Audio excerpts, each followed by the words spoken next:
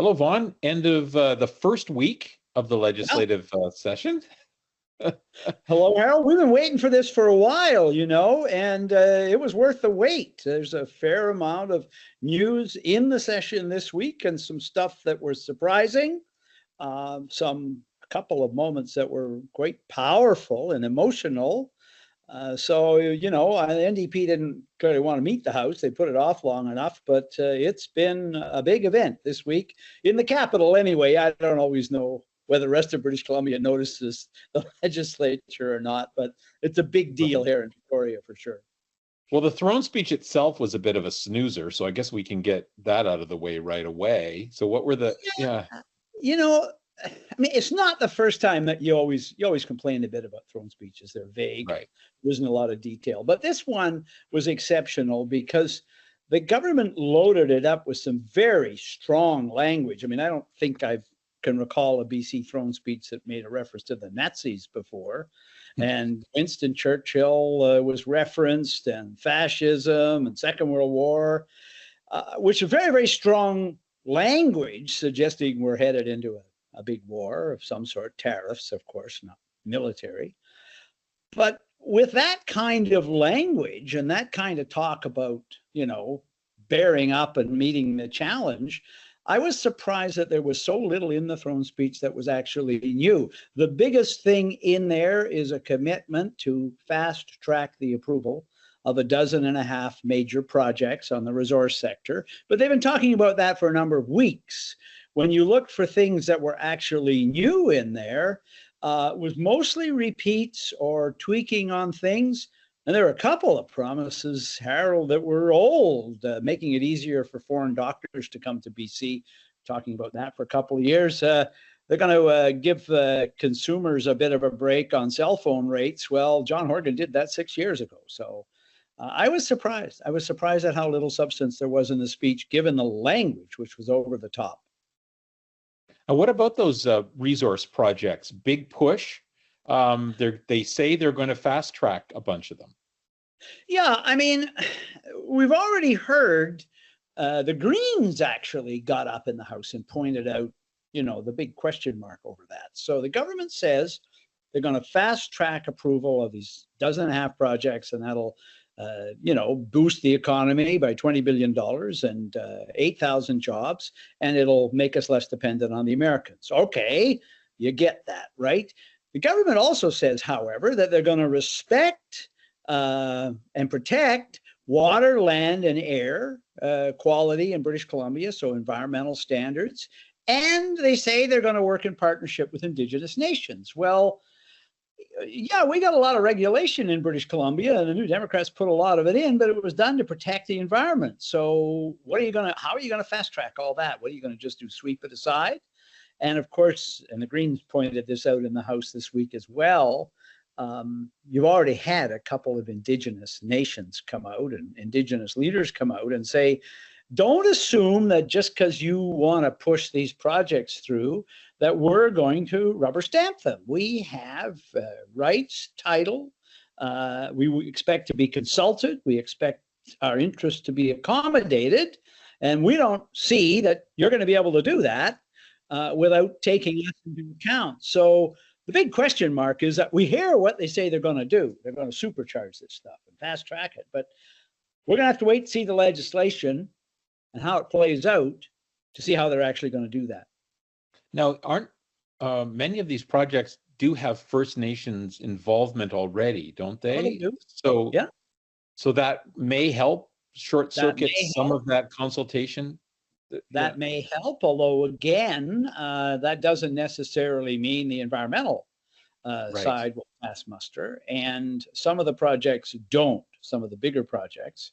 And there are projects out there that might be easier to get through. A good example is the LNG Canada terminal in Kitimat. Phase 1 is coming online soon, and it's the site is ready for phase 2, which would double production. But that isn't on the list yet because it was big and it has a lot of First Nations support, but it isn't on the list yet. You ask the government why, they said, well, Shell and the investors have not made a final investment decision, so we don't know if it's going to go ahead. But we're also hearing that they haven't reached an agreement on the power source for that second phase. Would it be natural gas, which adds to emissions? You burn natural gas to compress natural gas, run the compressors. Or would it be electricity when right now there isn't enough hydroelectricity being delivered to Kitimat to maintain, to run that expanded terminal and provide backup in the event of, say, an ice storm or something. So potentially that's huge. And, I think the government would like to get on with it, but that's the kind of thing where you're still saying, there's some questions to be answered here. Just because the government's put out a press release doesn't mean they've figured it all out yet. Mm.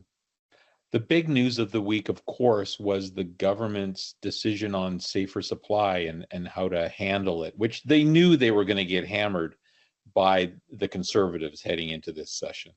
That was amazing. It was an hour before the House sat on Wednesday for the first question period. And you're right, the Conservatives were ready to go because they had leaked it, a government report that admitted that the safer supply drugs were being diverted, and worse, diverted to organized crime, and not just here in British Columbia, but making it into the illicit drug trade across the country and internationally. So the Conservatives were ready to go on that. So an hour before question period, we get called to the press theater at the legislature by the health minister and the public safety minister. So health minister Josie Osborne, public safety minister Gary Begg, and they announce the government is slamming the door on free and easy access to safer supply drugs. They will no longer be handed out really in the province's pharmacies in quantities of as many as 28 pills. It will no longer be possible to walk out the door of the pharmacy, as was happening, and trade them on the spot for money or for more dangerous drugs. That was diversion, and that was happening. Right? And they said this will make sure instead that the distribution and taking of the drug will have to be witnessed by pharmacists or other healthcare professionals. So you won't be able to take the stuff home with you. You'll have to take it on spot. And they say that means that the drugs will go to the intended recipients, yes, and there will be no more diversion into the illicit drug trade and into the hands of organized crime. So it's a huge change. And look, the government was denying for 2 years that this was happening in any significant amounts, that there was significant diversion, that it was making it into the hands of organized crime and the illicit drug market, and that it was spreading outside British Columbia. So this was not just a huge reversal on policy. It was a major back down by the government admitting its critics were correct, and not that they will admit it yet. They still won't come out and say, hey, our critics were right on this one. And we shouldn't have ignored this problem for 2 years. And, I guess to emphasize how hastily this was all put together, when pressed by our Alec Lazenby, the health minister really didn't have any details on how this will roll out or how this might affect individual patients. And, is it reasonable to expect them to show up at a pharmacy 4 or 5 times a day to take these pills? Yep, that's true. She didn't consult Dr. Bonnie Henry either. Her answer on that was, well, Dr. Bonnie Henry was on vacation.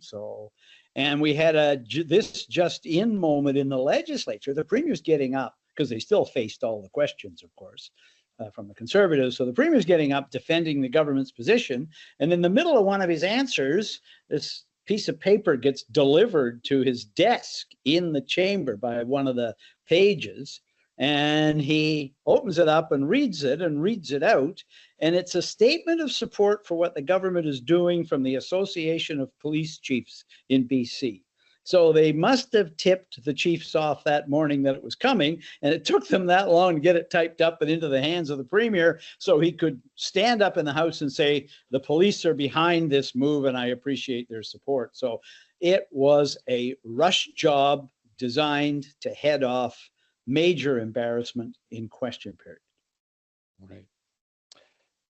And then we have this appointment of George Abbott to the Yes. treaty commissioner. This is one of those sort of lovely little down memory road, down memory lane stories. So 10 years ago, I got a note from George reminding me of this when the appointment was announced. So George has been, the New Democrats have appointed George Abbott, former Liberal cabinet minister and leadership hopeful. They've appointed Abbott to the Treaty Commission, which is the agency that oversees and administers the treaty process in BC. So George reminded me that 10 years ago,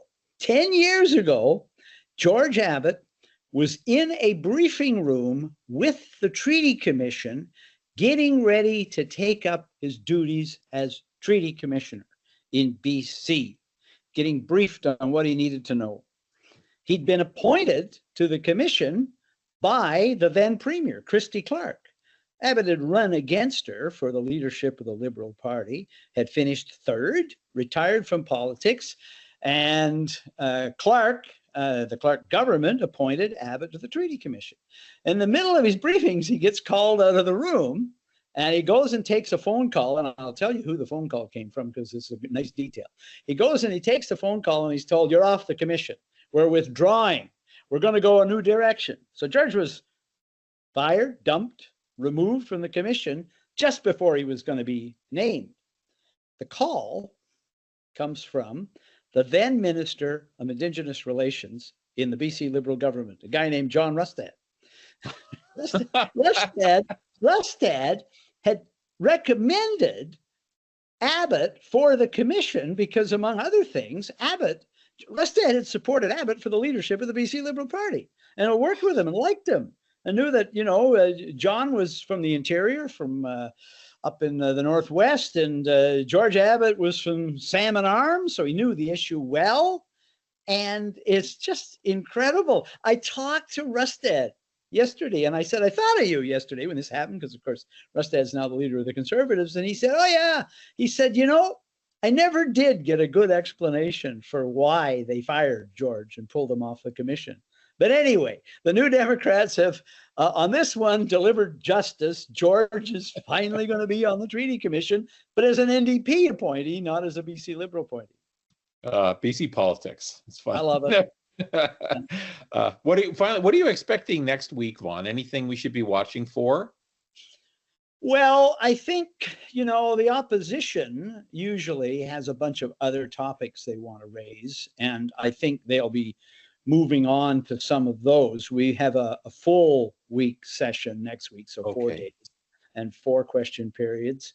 They did have a couple of other issues. They've been good on a couple of others, of public safety and things like that. But I don't think you'll get the same level of drama that we did this week. I mean, you had that moment on Thursday where Alia War, the House leader for the Conservatives, gets up and talking about the toxic drug crisis in BC, talks about how 4 members of her family died from drug overdoses. And I mean, we've said it, that this happens, right? But it's a very, very powerful moment and dramatic. And the government, the House was just hushed listening, right? And obviously, the first thing the health minister did was she got up and said, this is terrible, sympathies and all that.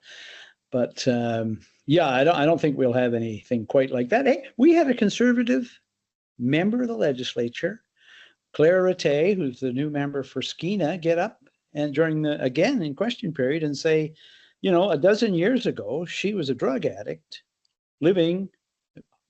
and homeless, residing on the downtown east side in Vancouver. So we got some people in the legislature who have some experience out there that most of us happily know nothing about.